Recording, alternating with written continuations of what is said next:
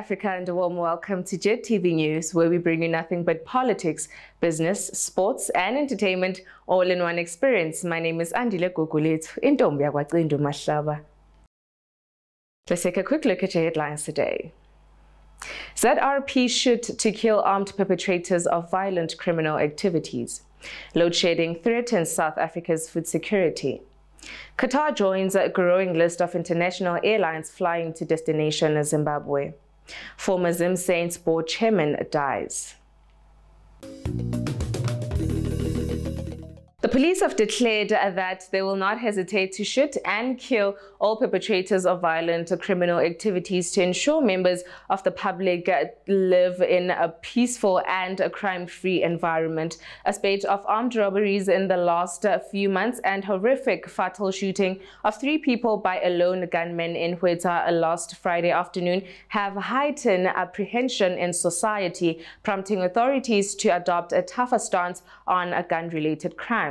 Inspector Maxwell Hove, aged 43, was one of the 3 people who shot and killed, and he said he will not let peace be taken away from communities. And 2 murder victims were buried in Hweta yesterday, while the murder suspect Muvevi is now in police custody and appeared in court yesterday.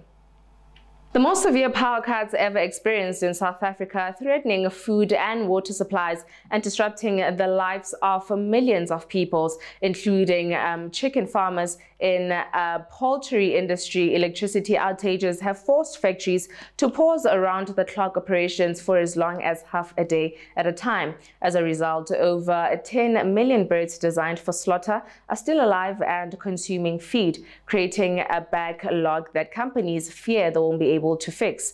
The blackouts have created problems at every step of agricultural production chain, affecting crop irrigation, processing and storage. Moving along to the African news now.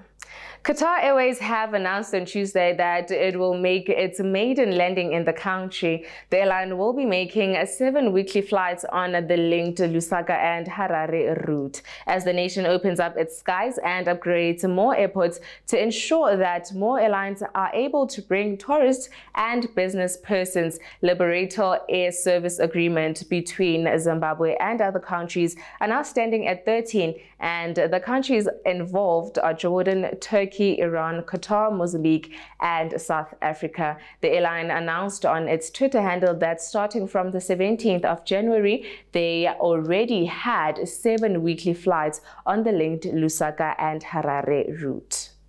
Moving right along to the international news now. It was a terrible week for Ukraine when the Russian forces took effective control of Soledar, the first capture of a town since July. They unleashed 50 rockets on Ukraine cities, one leveled at an apartment building in the city of Dnipro, killing more than 40 people in one of the war's deadliest attacks. Again, on the morning of January 18, the entire leadership of Ukraine's Interior Ministry was killed, part of a death toll of 14, when a helicopter crashed outside a nursery near Kyiv. However, it wasn't known if the crash was an accident or not. Moving along to the business side of news now. Agro-industrial firm National Foods says it has invested $12 million towards contract farming during the 2022 to 2023 farming season. Nat Foods Chief Executive Mr. Michael Lashbrook said the group was engaged in other various raw materials aimed at improving raw material supply and capacity.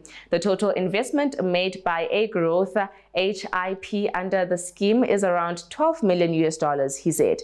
He noted again that progress had also been made on the installation of the new flour mill in Bulawayo, which will be commissioned early next year. In a recent update, National Foods indicated that it would invest $30 million in a new project that will see a reduction in imports of selected products.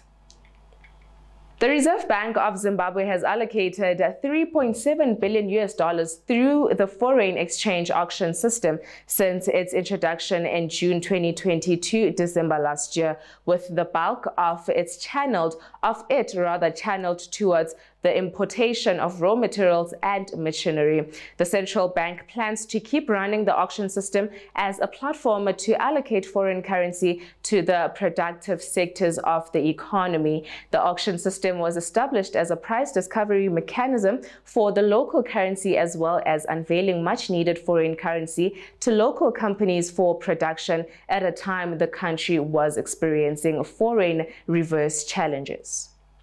Now on to your stock exchange.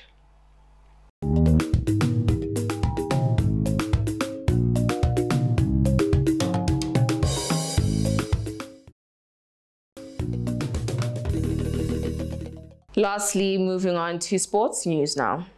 Former Zimbabwe Saints board chairman and staunch Caps United supporter Columbus Makumbe has died. Makumbe was involved in a tragic car accident near Norton along Zimba Road on his way back from his farm on Tuesday afternoon. He was 62 years of age. The football fanatic was a regular feature at Caps United matches in the late 1980s and early 1990s, when he would travel with the team for their away games.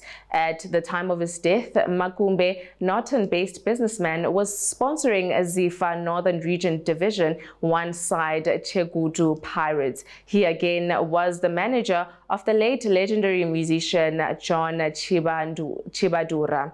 Makumbe is expected to be buried tomorrow at his family farm. May his soul rest in eternal peace. Now on to your JIT-TV news with a report.